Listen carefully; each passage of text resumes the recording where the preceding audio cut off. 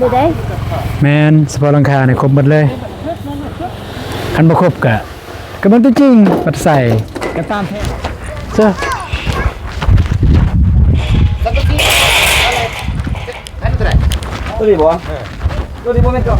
ก่อนอื่นหมดพวกลูกก็ขอขอบใจทางแม่อยู่ฝั่งไทยหลายๆเด้อที่โอนเงินมาให้พวกลูกแล้วก็ให้พวกลูกได้ตัดหลังคาแล้วก็ซื้อสร้างกระ แสดงว่าน้องบอมกับเบาตูนตืมเงินเอาเองเงินเฮา2คนนี่แหละก็คือ5ล้านกับ42,000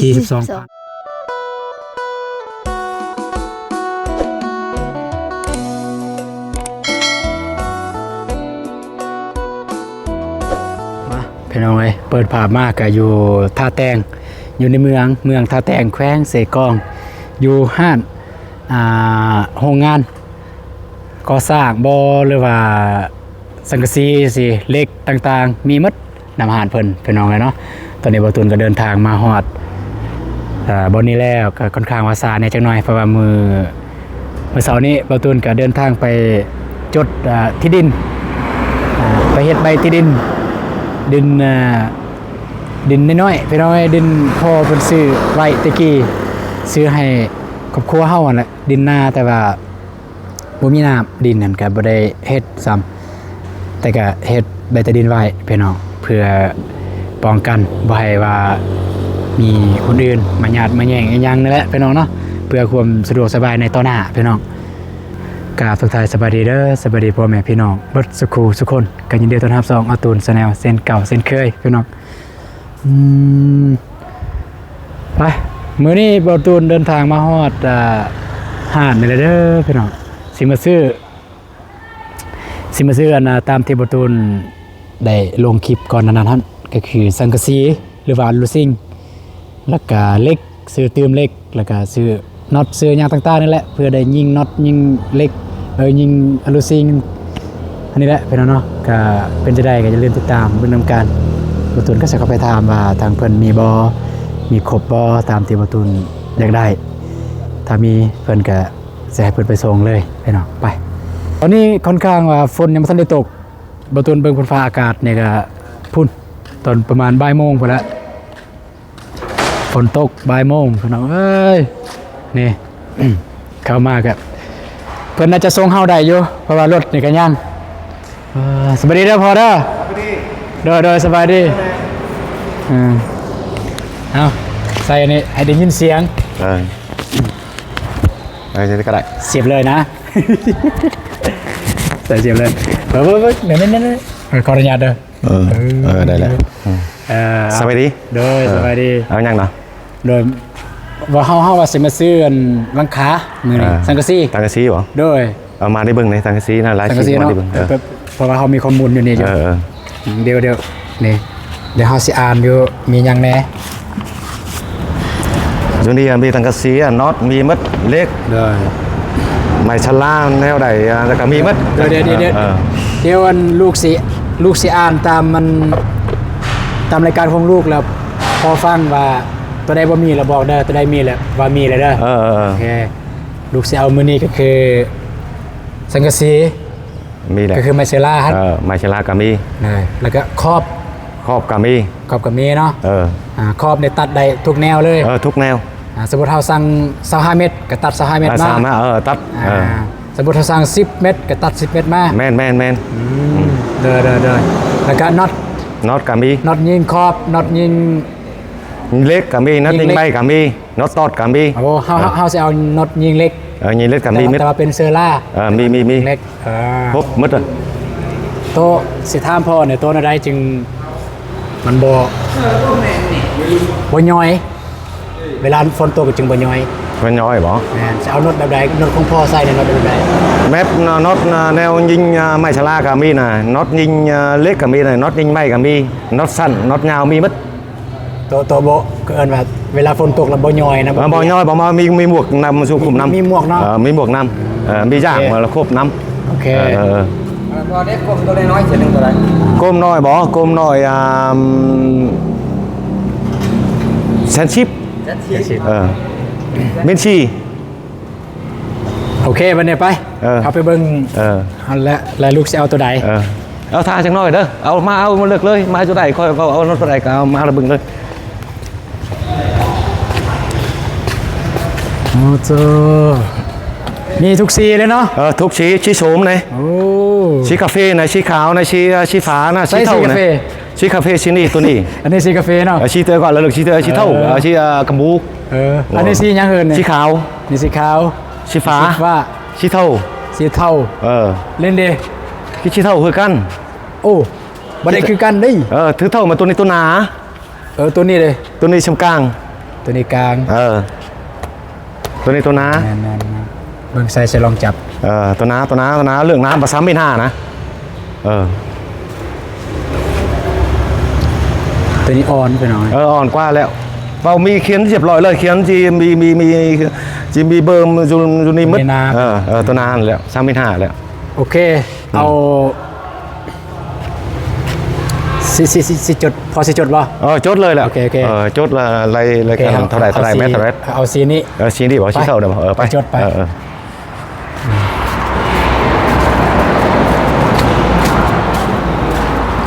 เดี๋ยวสิไปจดก่อนพี่น้องว่าเบาตูนเอาเพราะว่าสังกะสีมันมีหลายประเภทเขาสิเอาความสั้นความยาวสิให้พอคนจดเลยว่าตัวอย่างว่า10 เมตรจากแผนสิก็จดตัวนี้ก่อนแล้วจังเอาใช้พอจุดทันเลยเดี๋ยวลูกสิบอกทางนี้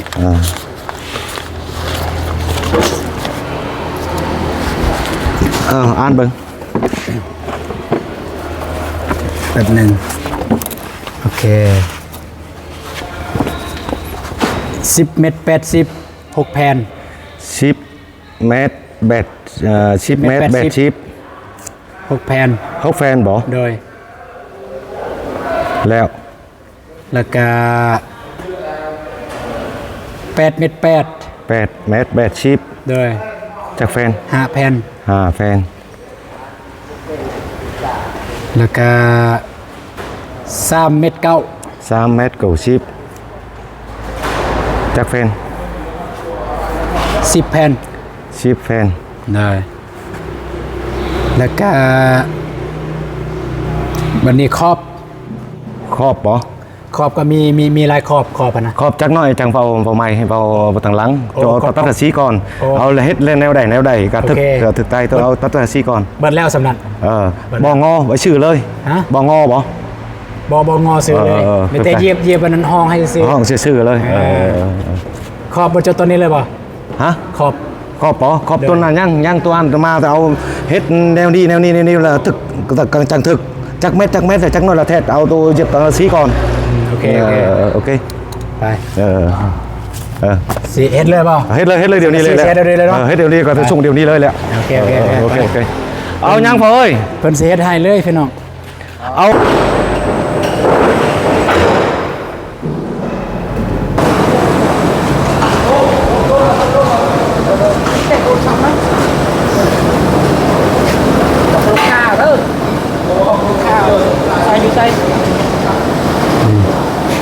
มาแล้วพี่น้องโอ้เจ้าสีเทาพี่น้องเอ้ยตัวนี้น่าจะแม่นตัว10 เมตรพี่น้อง10 เมตร10 เมตร 80ngay sẵn là mê sẵn go mê sẵn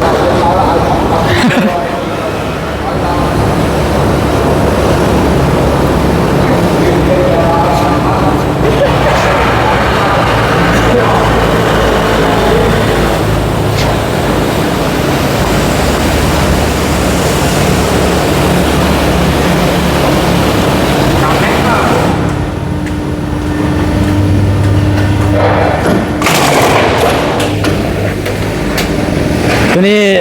1110 เมตร 80 เนาะ แม่นแหละ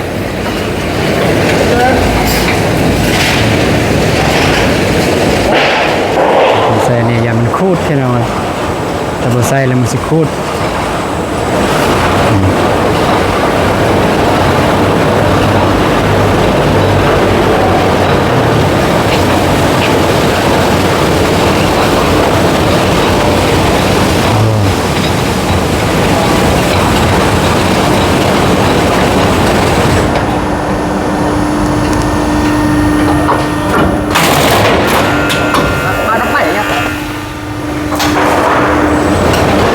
ตอนนี้ก็ตัว8 เป็น 8พี่น้องเอ้ยมาติเวียดบ่เนี่ยผู้ภาษาลาวบ่ผู้ภาษาลาวบ่โอ้มาติเวียดน้องมาตัวนี้ตัวเม็ดตัว8 เม็ด 8พี่น้องเอ้ยตัว8 เม็ด 8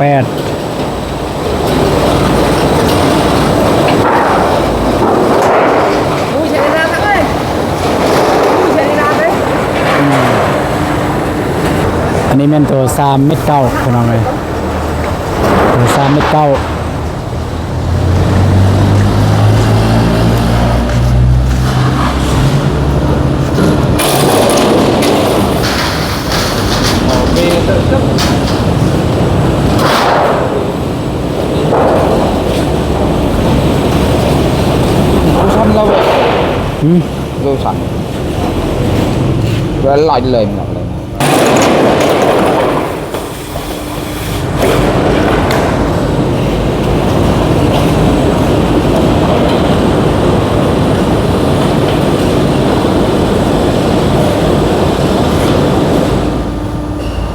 việc thực rừng là cái trên to ănมันลาโดนกลัวโอเคพี่น้องตอนนี้ก็มาจดเอาลบข้างมัน ลบ เพื่อนเอามาแนวนี้เด้อน้ำมาเดินไปมันนี่ งาน ตัวนี้ยาวจักเม็ดโซ่นี่เขาโซ่จักเม็ด เฉพาะเพื่อนแบบนี้เดี๋ยวสิแต้มอ่ะเดี๋ยว5สิแต้มไปเรียบร้อยพี่น้องเอ้ยบ่มีบ่ตัดแบบว่ายาวเลย มันบ่ได้มัน บ่ได้เนาะ มันเทียบเลยแต่สนุกจักมัน ไม่แต่ว่ารวมไม่เฮาว่าจักอันนั่นน่ะเนาะ 14 อัน 14 อันลบกับ14 อันพี่น้อง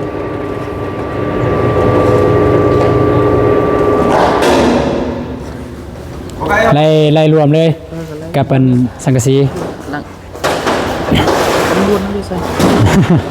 มันดีกว่าพกเฟน10 เมตร แมน6เนี่ย10 เมตร 80ตัวนี้เนี่ย3 เมตร 90 10 แผ่นเห็นครัว3 เมตร 3มาตัวนี้เนี่ย8 เมตร 8เนี่ย5 แผ่นเม็ดสำนัน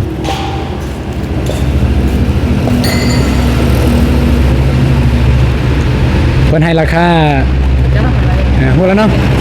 88โอ้เพิ่นขึ้นไวลีพี่น้องเลยนี่ mới เพิ่นมีเครื่องยกของเพิ่นพี่น้องไว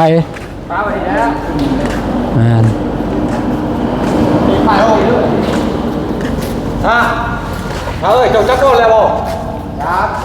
เราหัวแล้ว xuống nè bỏ chơi đi đừng bỏ nữa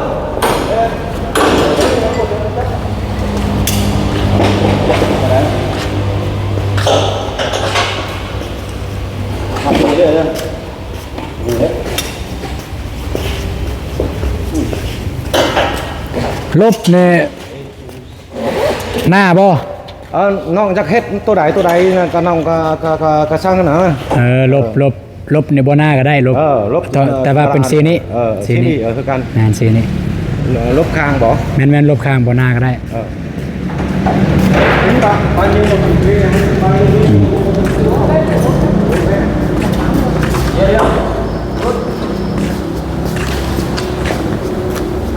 Đinh 10 gói.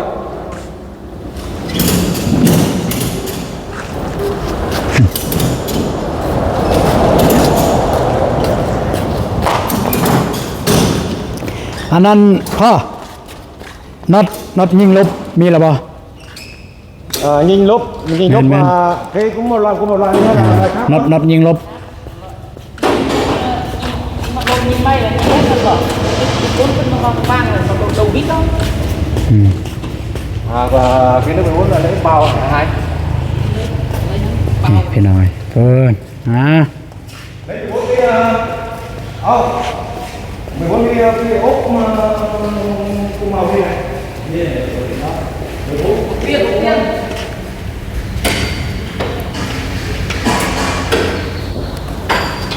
ข้าวเดียวไงตัก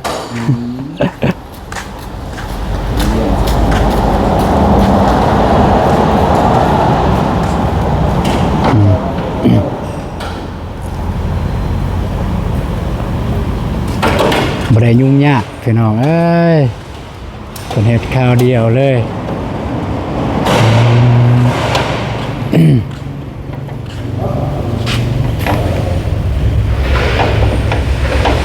นี่คือน็อตยิงเซล่าเป็นน็อตยิงอลูซิงอันนี้น็อตยิงลบเป็นหน่อยลบเรียกว่าขอบข้าง đấy không นี่มาแล้วขอบพี่น้องเลยขอบก็เป็นสีนี้เลยพี่น้องประตูเอาสีเดียวเลยสีเทาจะไม่ได้ใส่ลวดลายย่างลายพี่น้องยิงตามความมักเพราะว่าน้องบองเพิ่นก็มักสีนี้แหละก็เลยใส่สีนี้ไม่ต้องใส่ลวดลายสีมีแต่ว่าปันลมฮั่นประตูก็ว่าสีทาใส่เป็นสีขาวให้มันเข้ากับมันให้มันเข้ากับมันนั่นเลยเพดาน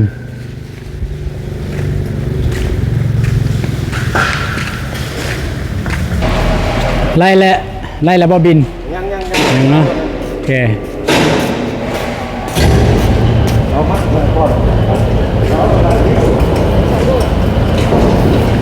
เป็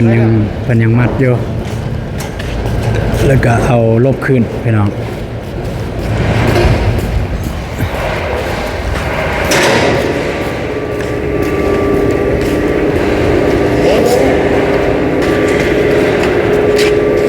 โอเครวมทั้งหมดเท่านี้พี่น้องเอ้ย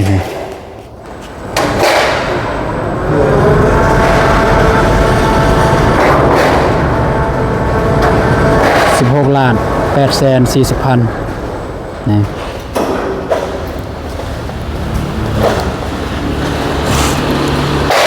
Vậy ông bụng hả? 14 cái nào Hoàng ơi. Đấy rồi.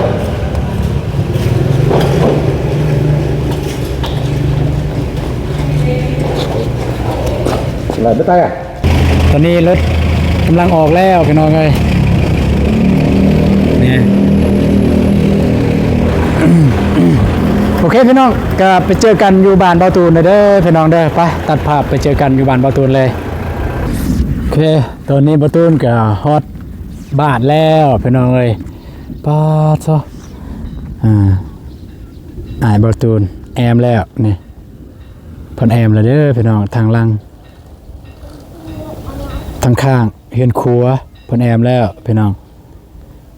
มารอท่ารถมาส่งสังกะสีเพิ่นแล่นซ่าพี่น้องเพราะว่าเพิ่นบรรทุกสังกะสีเพิ่นยานมันสังกะสีมันสิปิวก็ว่านี่โอเคพี่น้องรอท่าทางรถเพิ่นมาฮอดก่อนเด้อพี่น้องอ้าวผู้เด้อมาเนี่ยกินแล้วเขายังบ่พุ่นข้าวผัดกินบ่ข้าวผัดซื้อมาเผื่ออยู่ข้าวผัด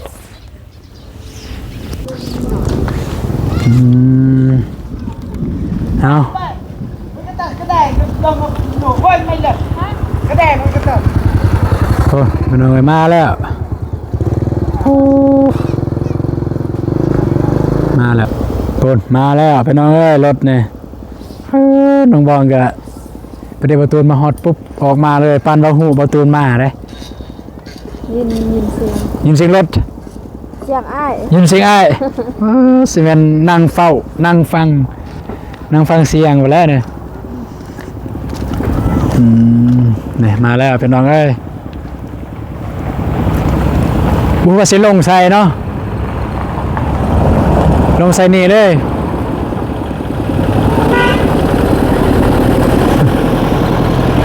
มาแล้ว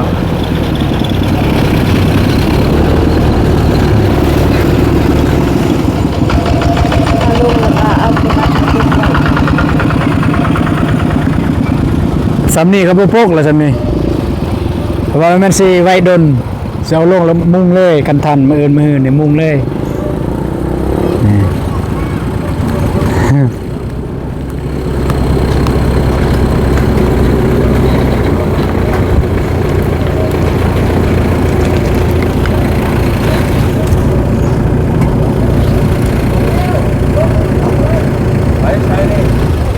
มาอยู่นี่เลย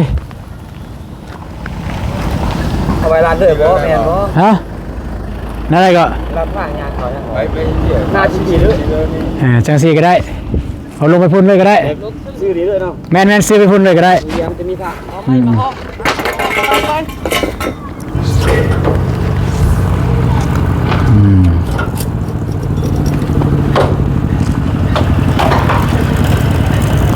เดี๋ยวสิไปจ้ะจ้ะ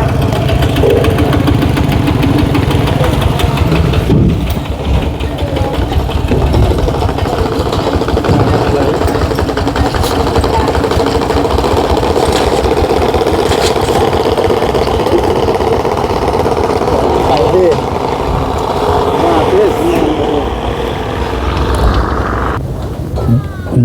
มนี่ เจ๊ตักกระเจี๊ยบมันโยก นี่ สิเรียกบ่หรือว่าสิกินมา อนาครอบพี่น้องเลยพี่น้องขอบลงก่อน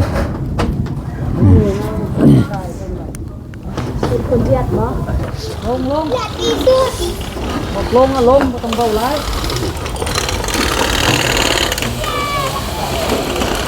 ก็ได้เองนะ2คน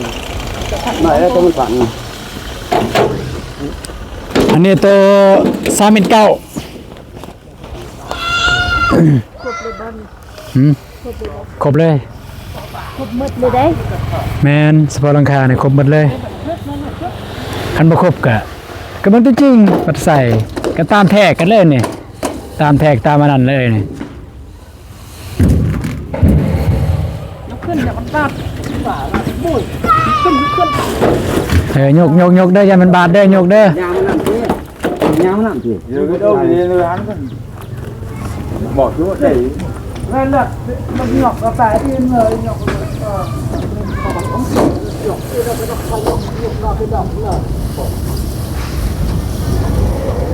เราต้องการเยอะไปเลยเยอะยกอีแม่ ก็บอกมาเลยหยอกไปหยอกเลยแม่เนี่ยถ้าโคชักมันขัดก้อนหน้าก้อนยุกมันยุกไอ้เจ้าเลยยุกขึ้น เอาปีหน้าเนี่ยปีหน้านี่แล้วปีหน้าแล้วเฮือนนี่ ทั้งไม่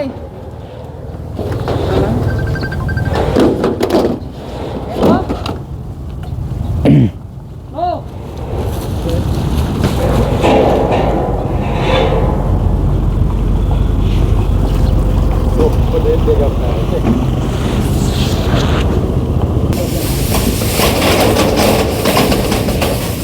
เฮ้ยบอกเดี๋ยวพรุ่งนี้ได้โจรมาทำอะไรตัวตอนเดี๋ยวจะได้เล่าเลยเห็นไหมตอนเจ้าผมจะล่ามดินี่ตื้อเนี่ยถ่ายลำน้ำมือนี่ตื้อเนี่ย ลืมมาเขา หืม ลืมมาเขา ลืมมาเขาชนะมากได้ 1 โมงเลยเด้อ ลืมมาเขาอีแม่บ่ยันถือไม้แสบ่ บ่ ลืมมาเขาเนี่ยถือไม้แสเด้อ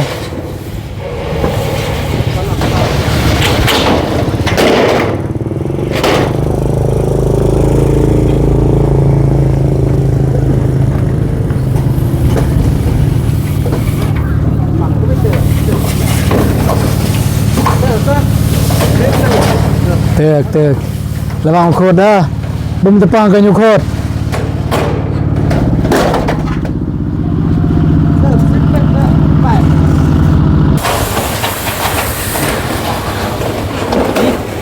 nhúc con nhúc tay nhau qua นกก็ได้ก็ยง ở may ho ở may ho ใส่ไม้มันก็ตัวนี้ตัว10 เมตรหน่อย10 เมตร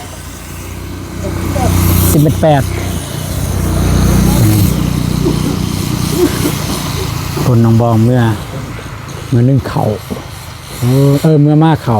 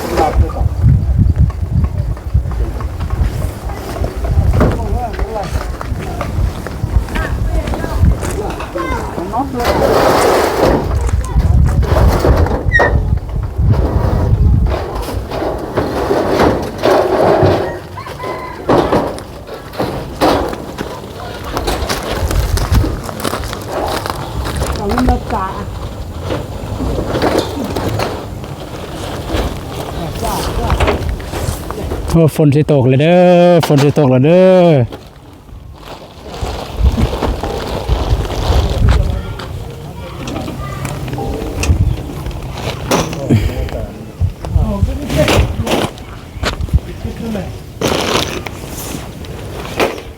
เรียบร้อยพี่น้องทางเพื่อนก็พอดีมาส่งสังกะสีเรียบร้อยแต่ประตูลื่นพี่น้องตัวนี้เนาะอ่อนบอตูนพี่น้องเลยลืมเล็กพี่น้องเมื่อเช้านี่เว้าอยู่คักๆอยู่เล็กแต่ว่ารอท่าทางเพิ่นมาส่งเล็กก่อนเรื่องเงินเรื่องคำเดียวส่งเดียวจ่ายพร้อมเดียวเพิ่นมาส่งเล็กเลยพี่น้องเลยพี่น้องรอท่าไว้ว่าเนาะฮะอยู่กับนี่บ่ไปเอาเล็กอยู่นี่มามันมีอยู่ในรถขนาดในรถเขียว โอ้มีแต่หานเนี่ย ขึ้นว่าเพื่อนอาหารไว้ หานปลาดินแม่เขาไม่คิดกันเลย โอเคอ่ะจอดที่นี่เลยก็ได้เอาน้องบองจับนะสิลงซอยเพิ่น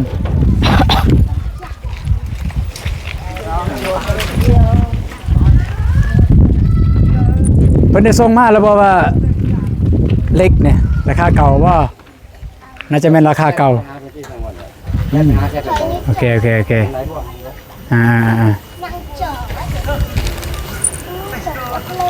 เดี๋ยวสิเอาเหล็กลงซอยเพิ่นไปหน่อยเหล็กมาแล้วเด้อที่ซื้อเหล็กกันนี่ตื้มก็ว่าจะใส่ขอบพี่น้องขอบนี่แหละขอบใส่ปานลมกันบ่มีเหล็กกันนี่มันบ่แข็งแรงมันบ่มีมองปานลมมองสิจับ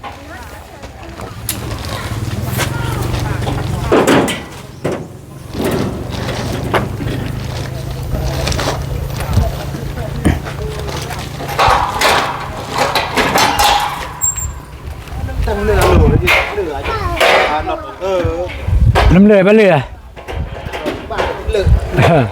สกุปเลยเพื่อน้ำเลือดบ้าเรือไอเบนบ้าเรือจะไปตั้งน้ำเลย ว่าเพิ่นว่าเรือแล้วเพิ่นว่าเล็กกันนดเพิ่นว่าเรือแล้วศพขึ้นบุไรจะหนีมันเรือมันไหลศพเลยนะไปอยู่นี่ก็ได้โอ้ยท้องฟ้ามืดเลยเกียมสิฝนตกเลย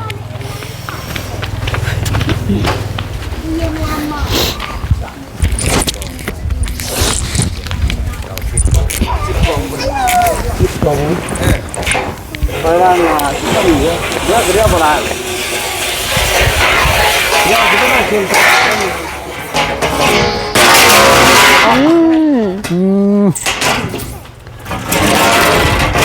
เป็นห่วงป่ะ เชื่อ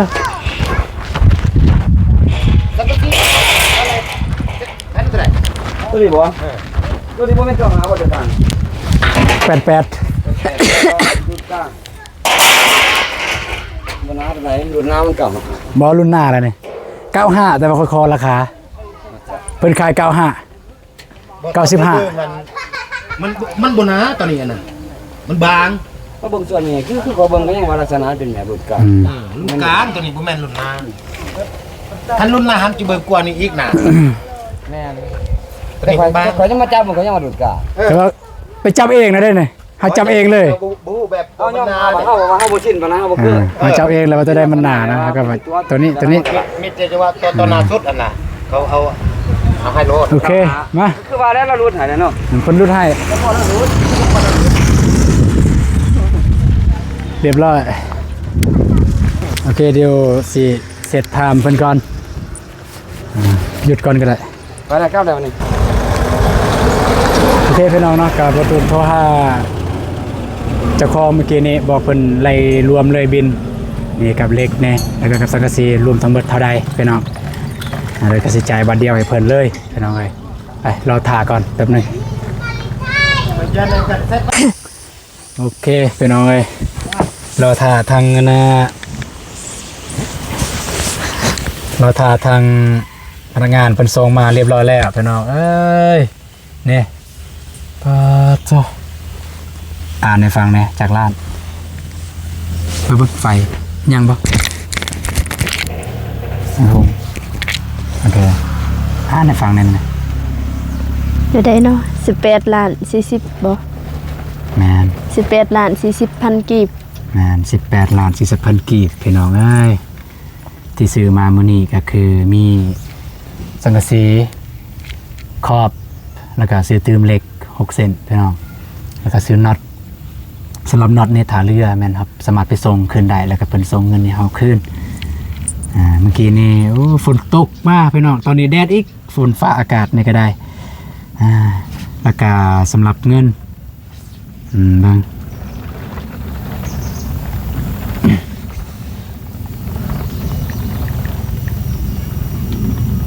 คูณ6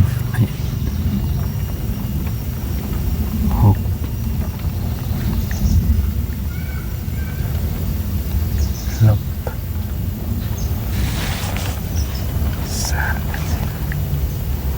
โอเคเนี่ย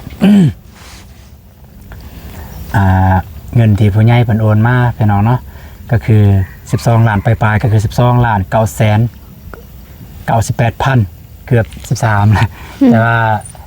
ลบ 3% พี่น้องเอ้ยเพราะว่าเพิ่นทางห้านเพิ่นหักภาษีแต่ว่าค่าเครื่องในมัน18ล้าน4แสน18ล้านกับ40,000พี่น้องเดี๋ยวบ่ตูนสิลบเบิ่งว่าเท่าใดพี่น้องเนาะ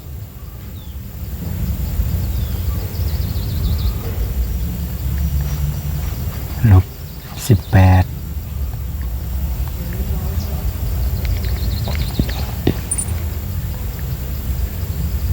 เอาอีก0นี่ นี่นั่นแสดงว่าน้องบอมกับเบาตูนตื่มเงินเอาเองเงินเฮา2คนนี่แหละก็คือ5ล้านกับ42,000 5ล้าน42,000ที่เฮาตื่มให้เพิ่นไอ้บ่แม่นให้เพิ่นที่เฮาตื่มกับเงินที่ทางแม่ ทางแม่เพิ่น ฝากมาให้ก็คือ 20,000พี่น้องเนาะเดี๋ยวเบาตูนก็สิโอนเงินให้เพิ่นก่อนให้ทางบริษัทเพิ่นก่อน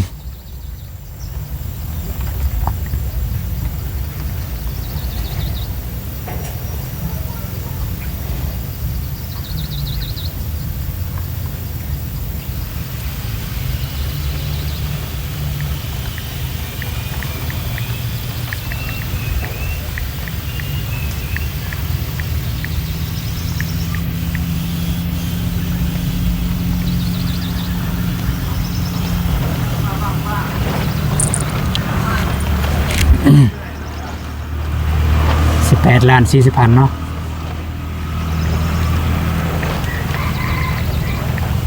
18,40,000พี่น้องเอ้ยเครื่องเดียวนี้ What is your first รหัส man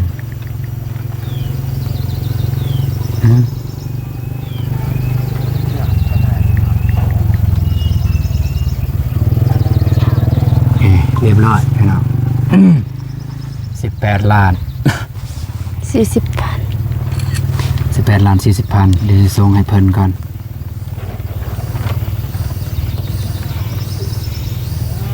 เรียบร้อยโดยสบายดีเด้ออายเด้อตอนนี้เฮาโอนให้เรียบร้อยแล้วเด้อเรียบร้อยพี่น้องโธ่พี่น้องเลยกะสำหรับคลิปนี้ก็ประมาณนี้พี่น้องก็บ่ได้มีหยังมากมายพี่น้องก็ประตูเองก็ออกไปซื้อเครื่องของญี่ปุ่นละแล้วก็นี่แหละทางเพิ่นก็มาส่งประเทศเรียบร้อยแล้วแล้วก็มีหยังเป็นจังใดประตูจะอัปเดตไปให้พ่อแม่พี่น้องเบิ่งไปเรื่อยๆพี่น้องเนาะสำหรับเพื่อนของประตูกับน้องบ้องพี่น้องเนาะสุดท้ายแต่สุดนี้ก็อยากให้น้องบ้องก็บอกกับใจทางแม่เพิ่นเด้อก็นั้นกับใจนำกัน2คนนี่แหละ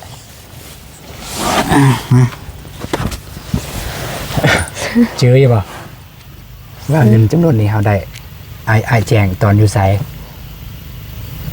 ไปปลูกทะดิน นั่นแหละก็บอกกับใจเพิ่นได้ว่าเครื่องเฮาซื้อมาแล้ว โดยก่อนอื่นหมดพวกลูกก็ขอขอบอกขอบใจทางแม่อยู่ฝั่งไทยหลายๆเด้อที่โอนเงินมาให้พวกลูกแล้วก็ให้พวกลูกได้ตัดหลังคาแล้วก็ซื้อสังกะสีเพื่อได้มุ้งแล้วก็ขอขอบอกขอบใจหลายๆแล้วก็ขอให้แม่จงมีสุขภาพแข็งแรงเด้ออายุมันควรยืนความเจ็บบ่ให้ได้ความไข้บ่ให้มีเด้อแม่เด้อพร้อมครอบพร้อมครัวนอนก็คอยได้เงินหมื่นตื่นก็คอยได้เงินแสนเด้อ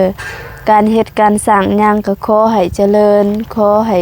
มีแต่สิ่งดีๆเข้ามาในชีวิตเด้อสาธุ สาธุ เนาะพี่น้องสำหรับบทตัวเองก็บ่ได้มีหยังหลายพี่น้องก็คือการกับน้องบองนั่นแหละเว้าเรื่องความรู้สึกรู้สึกแนวใดรู้สึกดีใจ ดีใจ แล้วก็ ดีใจเลยแล้วก็ตอนนี้ก็คือเว้ายังบ่ออกเลยดีใจ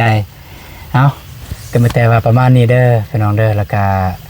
สำหรับเครื่องแม่นบ่ตุนกับน้องบองได้ซื้อไปที่เรียบร้อยแล้วเด้อแม่เด้อเงินที่แม่ฝากมาให้แม่นพวกลูกไปซื้อไปที่เรียบร้อยแล้วก็คือแม่คนเดียวกันนั่นแหละผู้ที่ซื้อเล็กตอนประตูแจ้งตอนนั้นว่าได้งบ ซื้อเลข ตั ตั ด ด ห ห ลั ลั ง ง คา คา แม่นคนเดียวกันเพิ่นโอนมาตอนนั้นเพิ่นโอนมาให้ประเดี๋ยวตอนนี้เพิ่นโอนมาเติมอีกพี่น้องเนาะกับประตูได้แจ้งที่เรียบร้อยแล้วตอนนั้นพี่น้องเอ้ยสุดท้ายท้ายสุดนี้ก็ขอขอบคุณแม่หลายๆเด้อที่ฝากเงินมาให้บอตูนแล้วก็น้องบองแล้วก็ที่ซัพพอร์ตมาตลอดเพื่อให้ชีวิตของพวกลูกดีขึ้นแล้วก็ให้พวกลูกได้มีเฮือนมีศาลอยู่เป็นคนตัวเองแต่ก็ขอให้แม่และครอบครัวจงมีสุขภาพแข็งแรงเด้ออายุมันควรยืนพัฒนาสิ่งใดก็ได้สิ่งนั้นดังสมการพัฒนาเด้อแม่เด้อ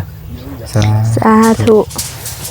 พอกันใหม่เด้อพี่น้องเด้อสำหรับคลิปนี้บอตูนแล้วก็น้องบองก็จะได้จบคลิปตัวนี้ก่อนแต่ว่าเจอกันในคลิปต่อไปพี่น้องเนาะสำหรับคลิปนี้สบายดีเด้อไปสำหรับคลิปต่อไปติดตามว่าทีมงานสามารถติดปานลมหรือบ่บอตูนก็จะอัปเดตให้พ่อแม่พี่น้องได้เบิ่งไปเรื่อยๆพี่น้องทุกขั้นตอนบ่ว่าหรือว่าจะผิดพลาดประการใดบอนใดก็สามารถทรงบอกทรงแนะนำมาบนนี้ทีมงานเห็ดบุตรเด้อเห็ดแบบนั้นแบบนี้เพราะว่าย้ำอีกครั้งหนึงทีมงานบ่แม่นสร้างเด้อเพราะว่าเป็นเกินว่ามือสมัครเล่นซื่อๆก็อย่าลืมแนะนำพี่น้องไปเจอกันเด้อพี่น้องเด้อไปบ๊ายบายโอ้หอนเด้อ